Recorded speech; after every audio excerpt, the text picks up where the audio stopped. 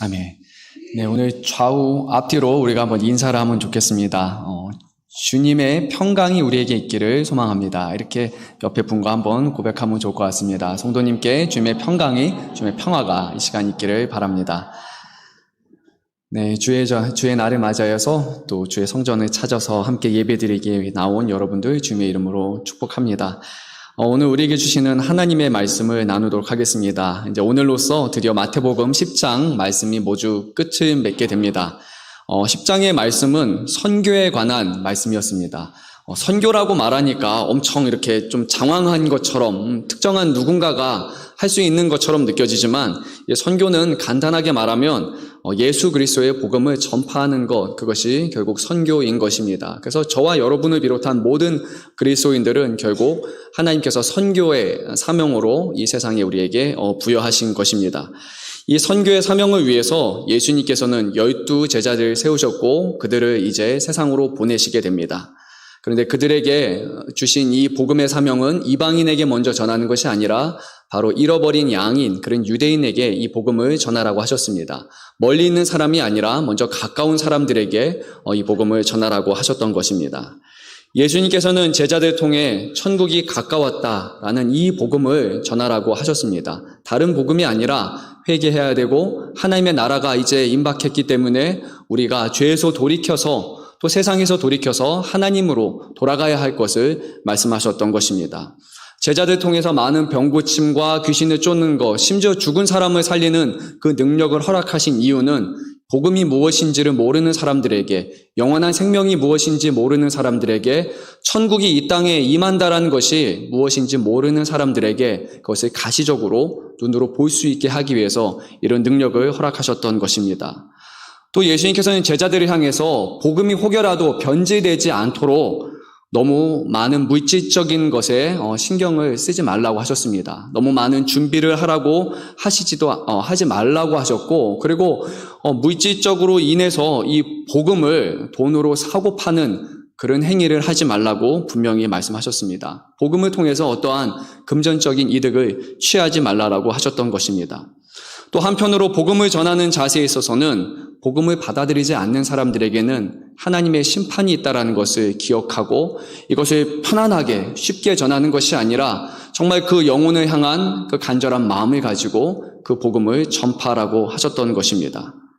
그런데 이 복음을 전하는 제자들에게 분명히 어려움이 있을 것이라고 말씀하셨습니다. 제자들은 세상에 보내심을 받게 되는데 능력 있는 사람으로 보내심 받기보다는 이리 가운데 있는 양과 같은 모습으로 보냄을 받았다고 말씀하십니다. 그래서 뱀같이 지혜로워야 되고 그리고 비둘기같이 순결할 것을 말씀하셨습니다. 고난이 있을 것이고 그 고난 가운데 오히려 그리스도를 더욱더 증거할 수 있다는 것을 믿고 고난 가운데 염려하지 말고 아버지 하나님을 신뢰하고 기도함으로써 그 복음을 감당하고 선교 사역을 하라고 말씀하셨습니다. 심지어 가족 가운데 불화가 있을 것이라고 말씀하셨습니다. 가장 사랑하고 가장 가까운 사람들, 그 사람들에게 이 복음을 전하는 가운데, 복음으로 살아가는 가운데 불화가 있을 것을 말씀하셨고, 그 예수 그리스도라는 이름으로 인해서 고난이 있을 것을 말씀하셨지만 끝까지 견디는 사람에게는 주님께서 예비하신 구원이 있다라고 말씀하셨습니다.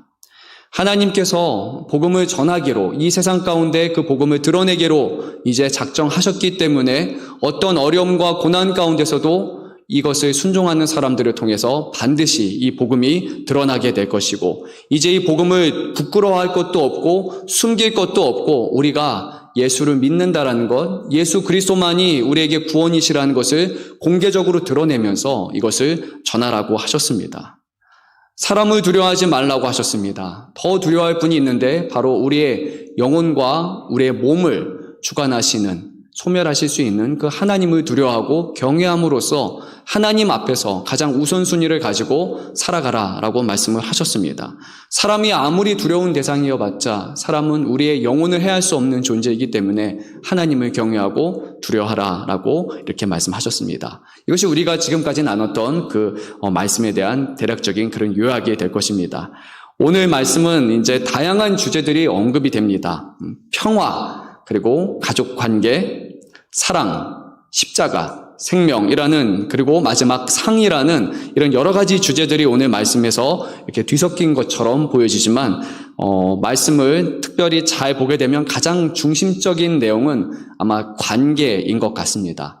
하나님과 우리와의 관계, 그리고 우리와 세상과의 그 관계, 이 안에서 과연 복음을 우리가 어떻게 생각하고 붙들어야 되는지에 대해서 오늘 말씀을 통해서 우리에게 제시하고 있는 것입니다.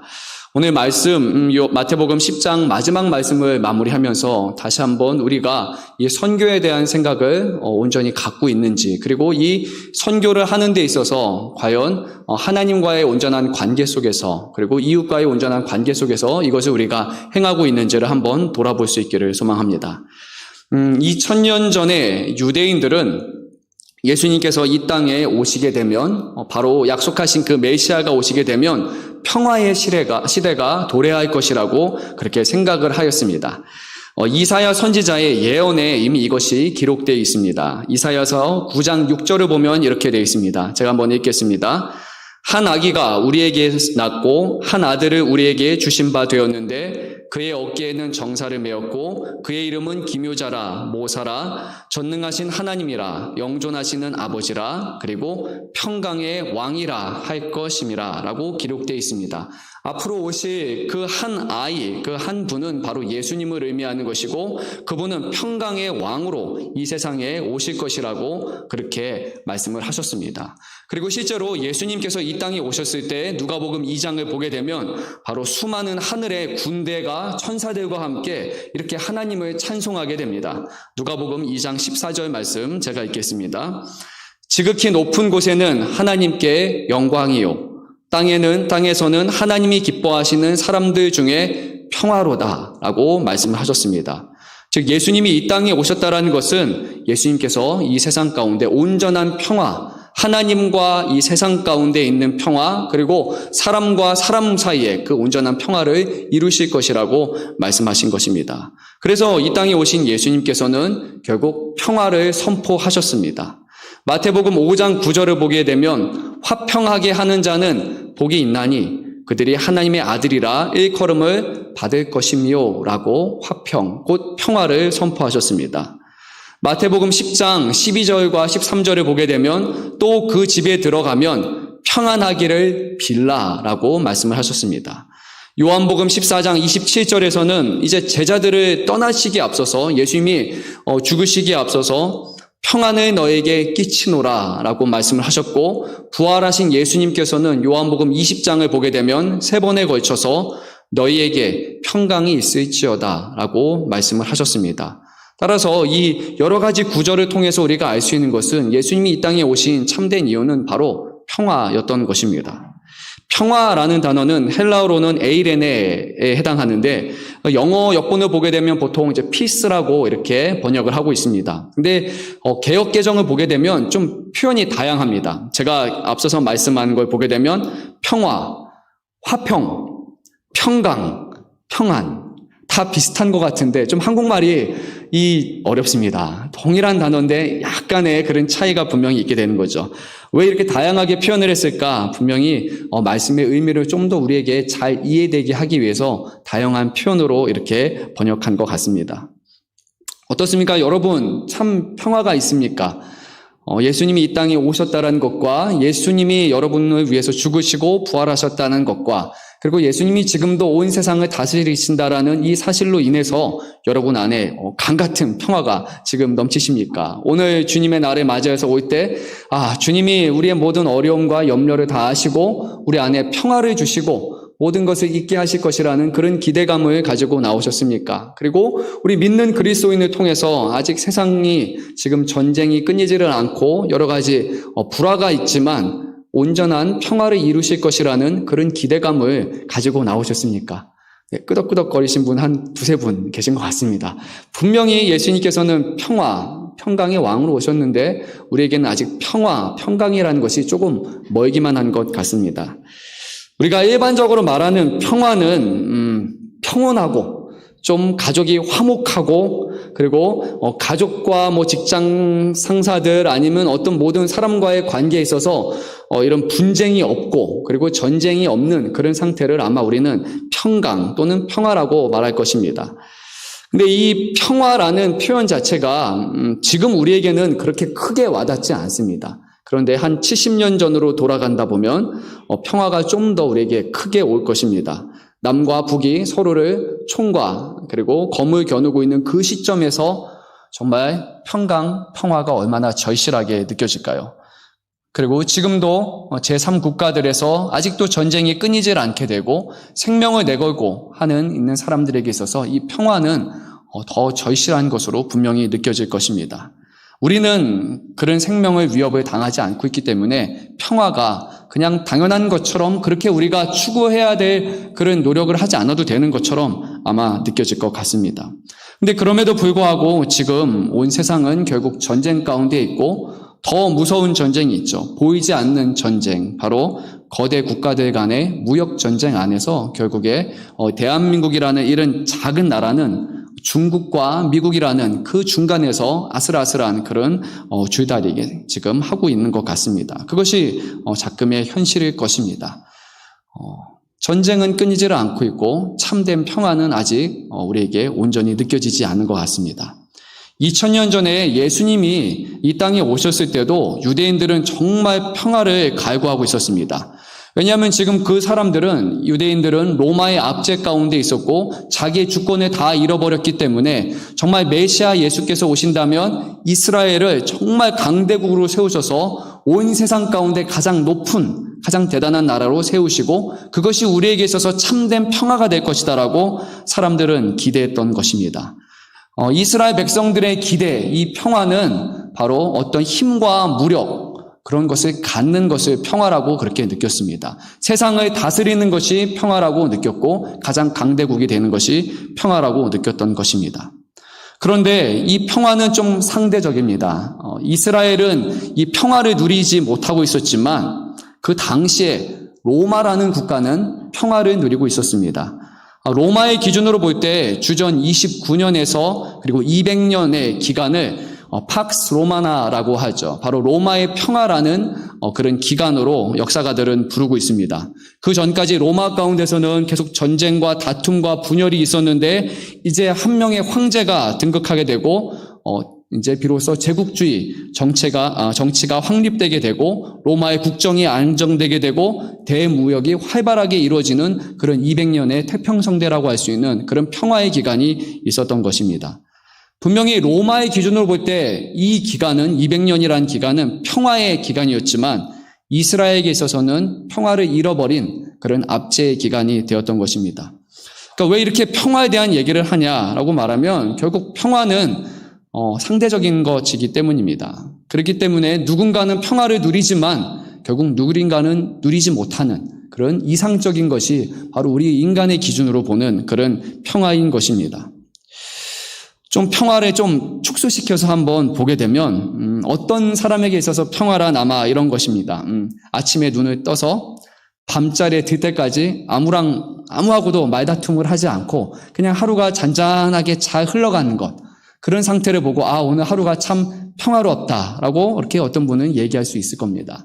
또 어떤 분에게 있어서는 그거는 평화가 아니고 지루합니다. 평화는 내가 하루 종일 좀 기쁘고 사람들과 좀 좋은 관계를 맺으면서 모든 것이 다 잘 흘러가는 좀 더 적극적인 의미의 그런 평화를 말할 수 있을 것입니다.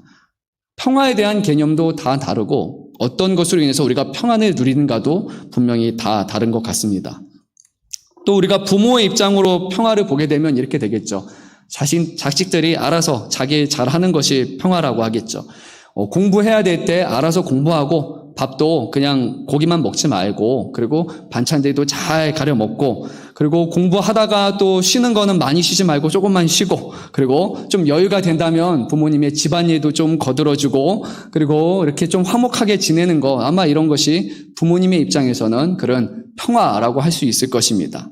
자녀들 입장에서는 좀 다르죠. 우선 부모님들이 잔소리 안 해야지 이게 평화라고 느껴질 것입니다. 공부 잔소리 하지 말고 뭐 먹지 말라 이런 잔소리 하지 말고, 그리고 뭐 결혼 언제 하니, 연애는 어떠니, 뭐 살은 안 빼니, 신앙은 어떠니, 뭐 그래서 나중에 뭐가 되겠니, 직장과 미래에 대한 그런 잔소리를 하지 않는 거, 그게 아마 자녀에게 있어서는 참된 평화라고 아마 그렇게 느껴질 것입니다. 설령 정말 완벽한 평화를 갖춘 집이 있다고 할지라도 그 평화로운 가정은 결국에 다른 가정에게는 평화를 해할 수 있는 요소가 됩니다. 저 집은 저렇더라. 저 집의 남편은 저렇고, 저 집의 부인은 어떻고, 저 집의 딸과 아들은 그렇고, 결국 그것으로 인해서 다른 사람에게 평화가 깨지는 것, 이렇게 될 것 같습니다. 좀 제가 두서없이 길게 말을 했지만 한 가지 말씀드리고 싶은 것은 이것일 것입니다. 우리가 지금 평화라고 누리고 있는 이 모든 것들은 결국에 임시적인 평화이고, 다른 말로 하면, 좀 강하게 말하면 거짓 평화라고 할 수 있을 것입니다. 언제든지 깨질 수 있는 것, 그리고 참된 평화가 아니라 어떠한 외부적인 상황에 의해서 흔들리고 깨질 수 있는 것, 바로 그것이 우리가 겪고 있는 평화일 것입니다. 인간은 진정한 의미의 그래서 평화를 얻을 수가 없습니다. 아마 우리가 죽는 그날까지 우리가 평화로운 삶을 추구하지만 그 평화를 진정으로 느낄 수는 없습니다.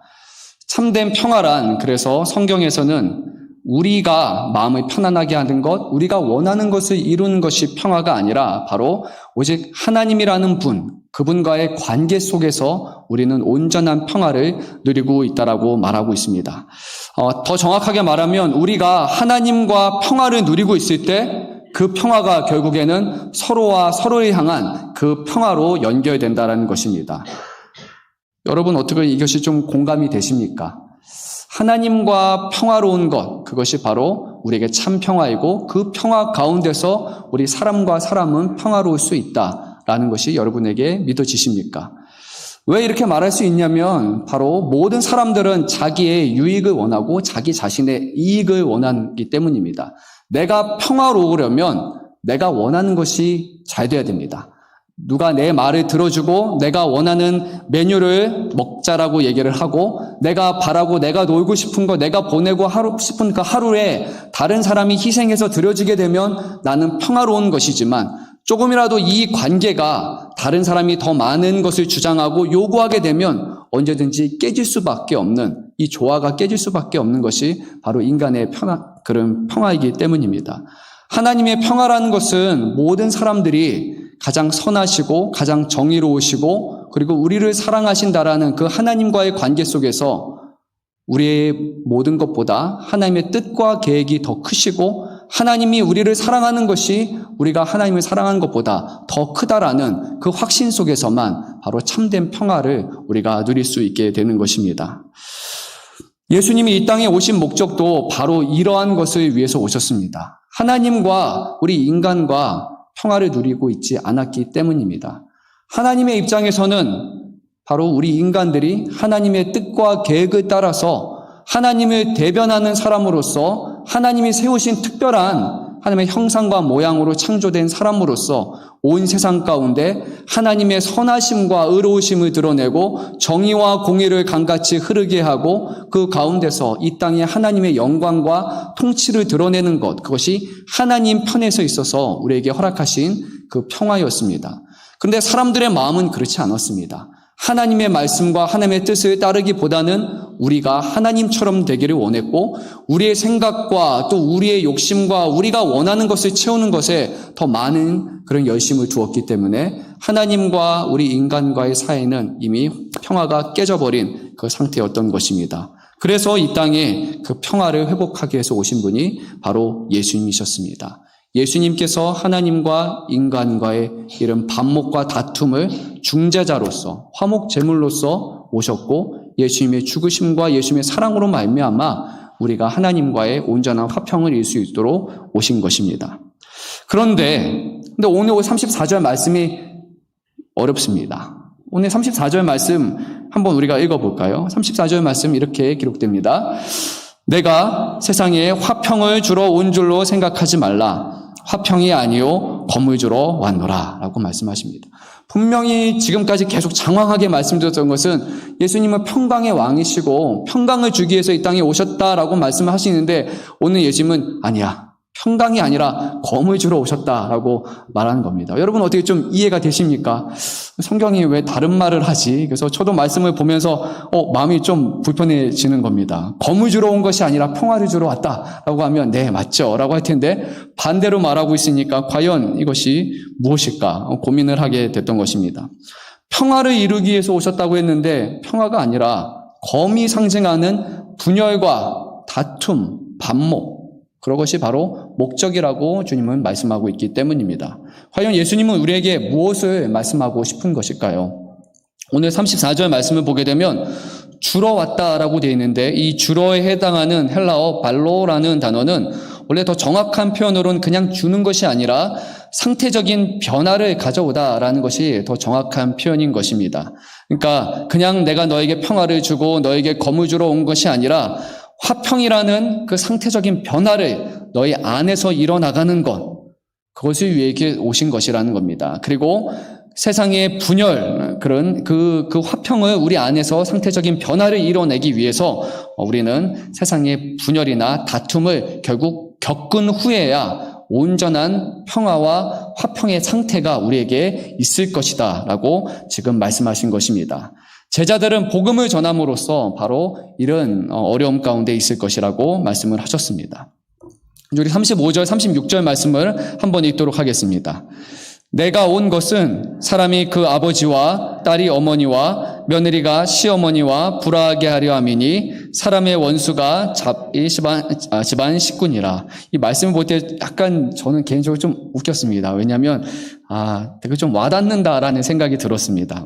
특히 이제 마지막이죠. 며느리가 시어머니와 그런 것이 좀 많이 와닿습니다. 보니까 아버지와 아들이 싸우고 아버지와 딸이 싸우는 게 아니라 아버지와 아들 그리고 아들과 어머니가 싸우는 것이 아니라 딸과 어머니 그리고 며느리가 시어머니와 싸우는 그런 관계를 보면서 이거 동성간의 그런 반목이 분명히 있을 것이라고 오늘 말씀하고 있습니다. 그런데 더 중요한 것은 이 말씀은 원래 구약 성경의 미가서 7장 6절의 말씀을 인용하신 것입니다. 가족 간에 불화가 있을 것이라고 말씀하셨고 7장 5절 한 절 앞서 말씀을 보게 되면 가장 사랑하는 사람, 자신의 부인과 가장 친한 사람들 가운데서도 이런 불화가 있을 것이고 서로가 의심하고 믿지 못하게 될 것이라고 그렇게 말씀을 하셨습니다. 근데 그 미가서의 말씀의 배경을 보게 되면 바로 이스라엘은 그 당시에 사회적인 불의가 아주 극에 다다른 그런 상황이었고 특별히 약자에 대한 학대가 너무나 일상이 되어버린 그 사회였습니다. 그래서 아무도 서로를 믿을 수 없는 그 상태가 바로 이 미가서에서 말했던 그 말씀인 것입니다. 미가서 6장을 보게 되면 하나님께서 요구하신 것, 그래서 너무나 불화가 끊이질 않기 때문에 사회적인 약자에 대한 학대가 끊이질 않기 때문에 하나님을 너희가 정말 경외한다면 천천의 순양이나 만만의 강물 같은 기름, 곧 많은 예물을 드리는 것에 중점을 두지 말고 오직 정의를 행하며 인자를 사랑하며 겸손하게 내 하나님과 함께 행하라고 말씀하셨던 것입니다. 아무리 많은 예물을 드리고 그리고 많은 정성을 가져봤자 하나님이 원하시는 것은 그것이 아니고 하나님을 경외한다라는 것은 바로 정의를 행하는 것이고 사람이 사람을 서로 사랑하고 더 겸손하게 하는 것이고 하나님의 말씀 가운데 살아가는 것, 그것이 가장 귀한 것이라고 그렇게 말씀하셨던 것입니다. 예수님께서는 이 미가서에 있는 이 말씀을 인용하심으로 말미암아 지금 왜 사람들이 복음을 전하고 복음을 받아들일 때 반목이 일어나느냐, 왜 분쟁이 일어나느냐, 평화가 아니라 서로가 검을 겨눈 것 같은 이런 어려움이 있느냐, 바로 이것은 하나님의 법과 하나님의 통치를 거부한 결과가 바로 이 반목이라고 말하는 것입니다. 하나님의 말씀을 우리가 받아들이고 싶지 않기 때문에 하나님을 경외하는, 하나님이 요구하시는 그 경외함이 아니라 서로가 사랑함으로써 하나님의 말씀에 순종함으로써 하는 그 하나님의 말씀을 따르는 것이 아니라 우리가 원하는 하나님의 경외함이란 그냥 우리에게 주신 재물을 드리는 것, 그냥 그것으로써 우리가 종교적인 행위로서 하나님을 경외한다라고 말하는 그런 모습, 그것으로 인해서 결국에는 반목이 있을 것이라고 말씀하고 있는 것입니다. 참된 평화라는 것은 하나님의 말씀을 따르는 것에 있어야 되는 것이고 하나님의 정의로우시기 때문에 그 정의로움 가운데 우리가 행해야 되는 것이고 서로가 서로를 사랑하는 것 가운데 이루어지는 것이지 단순히 종교적인 열심과 행위로 이루어지는 것이 아니라고 분명히 주님은 말씀하셨던 것입니다. 이 복음을 그렇게 전하기 때문에 이제는 그런 모습이 아니라 이제는 하나님의 말씀을 따라야 되고 하나님께 순종하는 삶을 살아야 되고 정말 하나님이 원하시는 것을 여러분이 해야 됩니다라는 그 복음을 우리가 전하기 때문에 결국 그 가족 가운데는 분열과 반목이 있을 것이라고 분명히 말씀하셨던 것입니다. 어떻습니까? 복음을 전하다 보면 결국 그런 반목과 분열이 일어나지 않습니까? 그 전까지는 괜찮지만 교회 다녀야 됩니다. 예수님을 믿어야 됩니다는 이 말 한마디 하는 것이 참으로 쉽지 않을 것입니다. 믿지 않는 사람들은 그렇게 생각할 것입니다. 우리가 구태여 왜 그렇게 교회에 나가야 합니까? 왜 우리가 그전에는 아무런 문제가 없었는데 당신의 말을 듣는 순간 죄인이 되어버렸습니다 라고 말하고 그냥 나는 내 원하는 삶을 살고 싶은데 왜 이제는 하나님이라는 주인이 계시고 그분의 말씀에 이제는 순종하고 살아야 됩니까? 라는 이 복음을 들을 때 오히려 그 마음에 불편함이 더 다가올 수밖에 없을 것이기 때문입니다. 그것을 전하는 것, 그것이 그래서 쉽지 않을 것이고 분명히 그것을 전함으로 인해서 반목이 있을 것이라고 말씀하셨습니다. 그럼에도 불구하고 예수님은 반드시 이것을 전해야 한다라고 말씀하셨습니다. 이제 37절 말씀 우리가 한번 읽어보도록 하겠습니다. 아버지나 어머니를 나보다 더 사랑하는 자는 내게 합당하지 아니하고 아들이나 딸을 나보다 더 사랑하는 자도 내게 합당하지 아니하며. 왜 우리가 전해야 되는가? 그거에 대해서 주님께서는 말씀하실 때 의무로 말씀하시지 않고 오늘 37절 말씀을 보게 되면 가장 중요한 것을 말씀하십니다.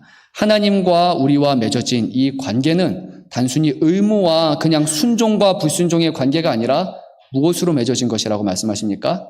두 글자죠? 사랑이라고 말씀하시는 겁니다. 사랑으로 맺어진 관계, 그것을 분명히 하나님이 우리와 회복하기 원하는 관계라고 말씀하시는 겁니다. 그러니까 우리가 왜 예배를 드리고 왜 주님 앞에 많은 시간을 보내는가? 이것은 하나님을 경외하고 왜 말씀을 읽고 따라야 되는가? 왜 전도하고 복음을 전하는 일을 해야 되는가?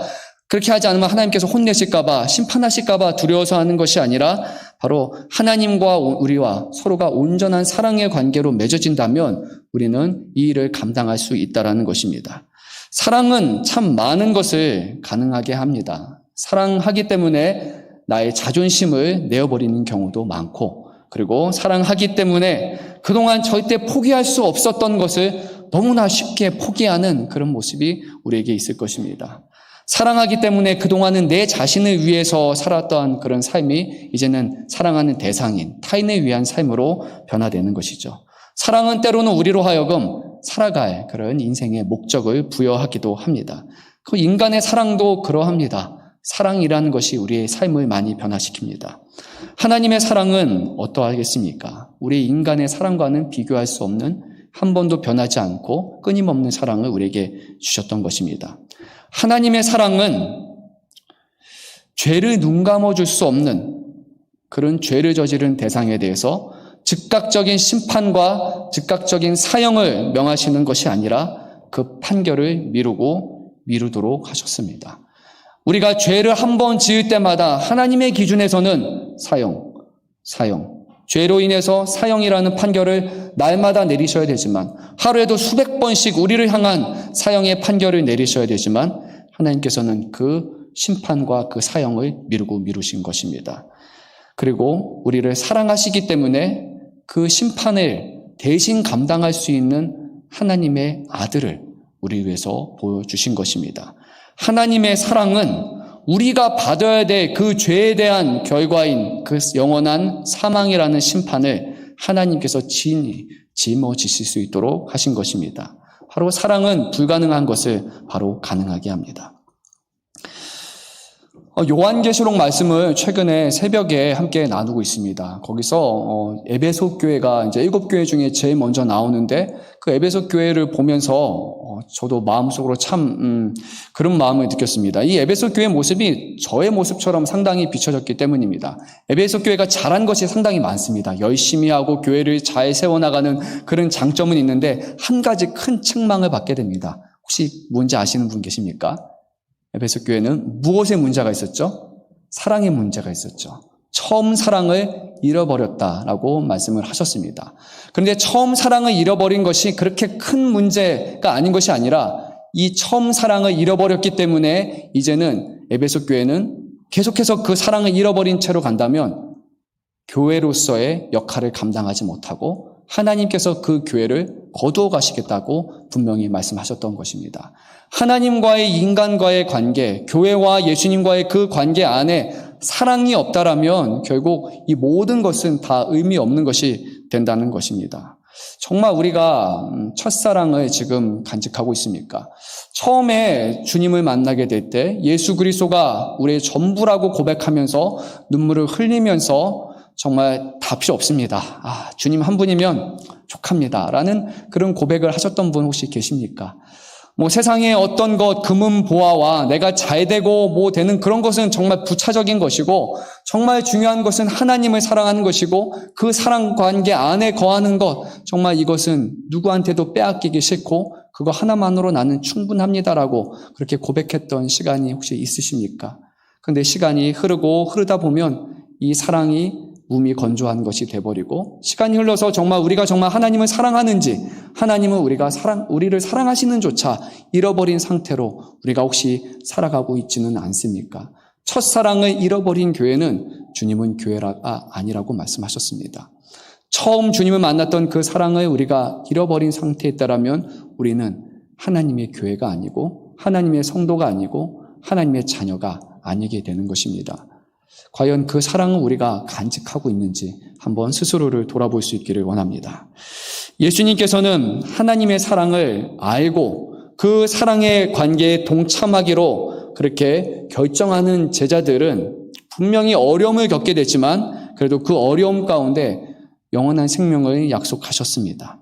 38절을 보게 되면 제자들은 십자가를 지고 예수님을 따라야 할 것이며 39절에서는 자기 목숨을 얻는 자는 잃을 것이고 예수님을 위하여 자기 목숨을 잃는 자는 얻을 것이라고 말씀하셨습니다. 결국 38절과 39절 말씀에서 우리가 정말 하나님을 사랑한다면 그 사랑이 참된 사랑이라면 우리가 고난도 자처해야 되고 우리가 죽기까지도 자처하는 것, 그것이 바로 하나님과의 참 사랑의 관계라고 말씀하셨습니다. 그냥 단순히 십자가에 달려 죽는 것으로 끝나는 것이 아니라 오늘 말씀을 보게 되면 십자가를 지고 가야 한다라고 말씀하셨습니다. 우리가 죽음으로 가는 그 마지막 여정까지 날마다 우리가 지고 가야 되는 그런 십자가가 있는 것입니다. 고난의 여정이 한순간에 끝나는 것이 아니라 주님 오시는 그날까지 끊임없이 지속될 것을 말씀하고 있습니다. 사랑이 없이 의무감으로 이것은 불가능한 것입니다. 오직 사랑이 있는 사람들만 주님께서 우리를 위해서 십자가를 지셨고 주님께서 우리를 위해서 십자가에 못 박힘 받았고 주님께서 우리를 위해서 죽으셨기 때문에 그 사랑을 아는 사람만이 이 고난에 동참할 수 있게 되는 것입니다.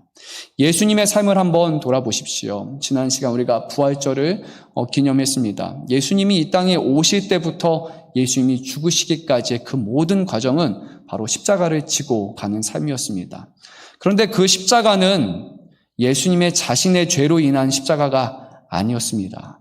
우리는 우리의 죄로 인한 우리의 십자가를 지고 가는 사람들입니다. 하지만 예수님은 죄가 없으셨기에 저와 여러분, 이 세상의 모든 죄에 대한 무게, 그것을 예수님은 평생을 지고 그 길을 걸어가셨던 것입니다. 그리고 거기에 매달리심으로 말미암아 우리를 향한 그 사랑을 온전히 보여주셨습니다. 십자가를 지고 예수님을 따른다라는 것은 철저한 자기 부인을 의미합니다. 이것을 사도 바울의 말로 고백하게 되면, 표현하게 되면 이렇게 되겠죠. 내가 죽고 내 안에 그리스도가 사시는 것입니다. 그것은 다른 말로 하면 인간 중심적인 삶에서 하나님의 중심적인 삶으로 온전히 변화되는 것이고, 내가 중심이었던 삶에서 이제는 나를 사랑하셔서 나를 위해서 죽으신 그 예수님과 하나님을 위해서 그분이 중심되는 삶으로 변화되는 것이라고 말하고 있습니다. 모든 사람이 다 순교하는 것이 목적은 아니지만 모든 사람들은 결국 십자가를 져야 되고 내 자신을 부인하고 내가 주인이 아니라 그리스도께서 주인이시고 하나님이 주인이시라는 내 자신을 죽이는 삶이 없다라면 우리는 이 제자의 사명을 감당할 수 없다라고 말씀하셨습니다. 참된 평화, 참된 이 화평은 내가 사는 것이 아니라 내가 죽을 때만 나타나는 것입니다. 내 힘이 강성해질 때가 아니라 내가 능력이 있을 때가 아니라 내가 가장 연약할 때가 바로 내 안에서 하나님이 가장 강대하실 때이고 하나님이 가장 선하심을 이뤄나가시는 때이기 때문입니다. 오직 우리가 죽을 때 우리 안에 그리스도가 사시는 겁니다. 그런데 혹시 저와 여러분 혹시 우리가 살려고 하고 있지는 않습니까? 우리의 열심히 살려고 하고 우리의 이름이 드러나기를 더욱더 기뻐하고 우리의 명예와 우리의 영광을 위해서 우리가 세상 가운데 드러나고 인정받기를 위해서 혹시 살고 있지 않으십니까? 그렇다면 우리 안에 그리스도는 계시지 않는 것입니다. 오직 우리의 영광이 아니라 우리를 위한 삶이 아니라 우리 자신이 내어놓을 때 우리 안에 그리스도께서 높아지시는 것이고 그분께서 우리의 삶을 통해서 세상 가운데 높임을 받으시고 영광을 받으시는 것입니다. 믿지 않는 사람들 입장에서 볼 때 그리스도인들은 참 요란스럽고 분열을 일삼는 사람처럼 보여질 것입니다. 믿지 않는 사람들 입장에서 우리가 요구하는 것, 그리스도를 믿어야 된다는 것은 참 황당무계한 소개처럼 느껴질 것입니다. 그래서 우리가 복음을 전할 때 우리의 생각으로는 참 예수 믿으세요 라고 했을 때 이렇게 받아들이면 좋겠지만 그렇게 우아하고 고상한 방식으로 복음이 전파되는 경우는 거의 없는 것 같습니다. 왜냐하면 우리는 자그마한 변화도 싫어하는 것이 우리 사람의 본능이기 때문입니다. 정말 작은 것도 하기 싫어하는데 인간 중심적인 삶에서 하나님의 중심적인 삶으로 가는 것, 내가 주인인 삶에서 하나님이 중심적으로 변화된다는 것이 과연 쉬울까요? 이것은 거의 불가능에 가까운 것입니다. 우리가 죽을 때만 가능한 것이기에 오늘 주님은 말씀하셨습니다. 우리가 죽을 때 우리가 사는 것이라고 말씀을 하신 것입니다. 하나님께서는 자신과 평화를 이루기 위해서라면 바로 세상에 대해서 우리가 죽는 삶을 살아야 한다라고 하셨습니다. 세상의 반대를 감수할 수 있어야 한다라고 말씀하셨습니다. 그리고 이것은 오직 예수 그리스도를 우리가 믿고 그분의 사랑을 아는 것, 그것을 감사하는 관계 속에서만 분명히 이루어질 것입니다. 복음이란 그냥 내가 예전보다 조금 더 선해지고 날마다 더 착해지는 그런 삶을 말하지 않습니다. 우리가 살던 모습에서 조금 변화되고 개선되는 것을 말하고 있지 않습니다. 변화적인 측면에서는 완전히 허물어지고 완전히 변화되는 것을 말합니다. 나를 위한 삶이 아니라 하나님을 위한 삶으로 변화되는 것, 그리고 우리 자신을 비우는 삶이 아니라 우리 자신을 그리스도로 채우는 삶, 그것이 바로 오늘 성경이 말씀하는 겁니다. 욕심이 모든 사람들이 있습니다. 그래서 욕심을 좀 버려야겠다라는 그런 생각을 하죠. 저도 욕심이 많죠. 그래서 설교에 대한 욕심 있을 수 있습니다. 그래서 그래 좀 분량이 너무 길어지니까 이렇게 되면 막 설교가 1시간이 될 수 있으니까 좀 욕심을 버리고 잘라야겠다 이런 욕심이 있습니다. 그런데 우리는 그런 욕심 한 가지를 버리게 되면 그 버린 것으로 끝나는 것이 아니라 그 버려진 자리에 다른 것이 자꾸만 채워집니다. 하나 버리면 하나가 채워지거나 더 많은 것이 거기에 채워집니다. 그 빈자리를 자꾸 다른 것으로 메꾸려고 하는 것이 아마 우리의 본질이기 때문일 겁니다. 사람 관계에서 받은 상처가 있다라면 그 상처를 메꾸기 위해서 우리는 다른 것에 집착하거나 때로는 그런 상처를 아물기 위해서 부적절한 관계를 맺거나 무언가에 집착하는 그런 모습을 우리는 하게 될 것입니다. 누군가에게 우리가 상처를 받고 스트레스를 받게 되면 우리는 그냥 그것으로 끝나는 것이 아니라 다른 사람을 공격하거나 어떤 방식을 통해서 자꾸만 이 그것을 채우고 더하려는 모습이 우리에게 분명히 있습니다. 그래서 비우는 것은 결코 우리에게 해결책이 될 수 없습니다. 마태복음 12장 43절에서 45절을 보게 되면 거기에 한 가지 비유가 등장합니다. 바로 우리 안에 어떤 더러운 귀신이 있게 되는데 그 더러운 귀신이 사람에게서 떠난 다음에 그리고 나서 더 악한 7귀신이 그 안에 들어가 거하여서 결국에 그 사람의 나중 형편이 처음보다 더 심각하게 될 것이라고 그렇게 말씀하셨습니다. 단순히 비우는 것으로 쫓는 것으로 한다면 그 자리는 더 악하고 더 많은 것으로 더 채워질 수가 있다는 것입니다. 그 자리를 채우는 것은 바로 그리스도로 채우는 것이고 성령으로 채우는 것이고 하나님으로 채우는 것 외에는 우리가 다른 방법이 없다라고 주님은 말씀하셨습니다. 이제 끝으로 주님께서는 복음을 전하는 사람들에게 한 가지 위로를 오늘 40절에서 말씀하십니다. 40절 말씀 우리가 읽도록 하겠습니다. 너희를 영접하는 자는 나를 영접하는 것이요 나를 영접하는 자는 나를 보내신 이를 영접하는 것이라. 아멘. 우리가 예수님의 복음을 전할 때 사람들이 이 복음을 받아들일 수 있을 것을 우리는 이제 기대할 수 있다라는 그런 말씀일 겁니다. 이 복음을 전하는 것은 그냥 우리가 우리 자신을 전하는 것이 아니라 바로 이것은 그리스도를 전하는 것이기에 받아들이는 사람 입장에서는 우리를 영접하는 것이 아니라 그리스도를 영접하는 것이기에 이것은 반드시 받아들여질 것입니다. 우리는 이 복음을 전할 때 예수님의 권위를 가지고 복음을 전할 수 있게 될 것입니다. 사람의 죽음 가운데서 살리는 그 권위를 가지고 우리는 복음을 전하는 것입니다. 그리고 예수님을 보내신 그 하나님의 전능하신 하나님의 권위 안에서 이 복음이 전파되게 될 것이고 이것은 반드시 다른 사람에게 영접될 것이라고 오늘 주님은 약속하신 것입니다.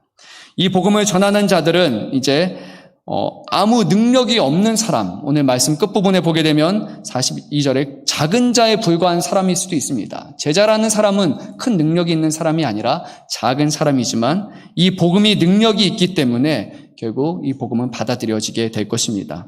우리는 선지자로서 예수님의 말씀을, 복음을 전하게 될 것이고 또 의인으로서 우리가 이 말씀을 살아낸다면 이 복음은 예비한 사람들에게 받아들여져서 결국에 그 생명을 구원하는 일을 이루실 것이라고 주님은 약속하셨습니다. 하나님을 경외하는 사람들과 그 모임인 교회를 통해서 바로 하나님과 우리 그리고 우리와 세상 가운데 온전한 평화를 이뤄 가실 것이라고 약속을 하셨습니다.